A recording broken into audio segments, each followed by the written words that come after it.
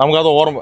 പിന്നെ ചിലത് എനിക്ക് നമ്മുടെ കൂടെ ആ സെയിം കാര്യം ഒരുമിച്ച് അനുഭവിച്ചവർ, ഇപ്പം എൻ്റെ സ്കൂളിൽ പഠിച്ചവരോ അല്ലെങ്കിൽ കോളേജിൽ പഠിച്ചവരുണ്ട്, എൻ്റെ കുറേ മെമ്മറീസ് ഇങ്ങനെ വരും. അത് ഇവർ അല്ലെങ്കിൽ നമ്മൾ ആ കാര്യം നമ്മൾ ഒരിക്കലും ഓർക്കത്തില്ല. നമുക്ക് ഇപ്പം തന്നെ ചോദിച്ചാവുന്ന എനിക്ക് ഓർമ്മ. പക്ഷെ ആ അതേ കാലഘട്ടത്തിൽ അതേ കാലഘട്ടത്തിൽ നമ്മുടെ കൂടെ ഉണ്ടായിരുന്ന ആൾക്കാർ അതിൽ വരുവാണെങ്കിൽ നമുക്ക് ആ പെട്ടെന്ന് ഈ മെമ്മറീസ് ഇങ്ങനെ വരും, എല്ലാം കൂടെ വരും.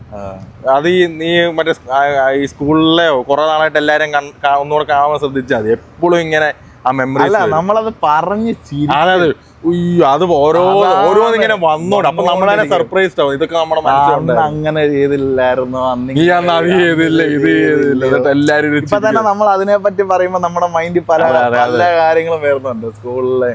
അതൊക്കെ പറഞ്ഞ് ചിരിക്കുന്ന കാര്യങ്ങളും. അതെ, അത് ഇമേജ് ക്രിയേറ്റ് ആവുന്ന അവിടെ.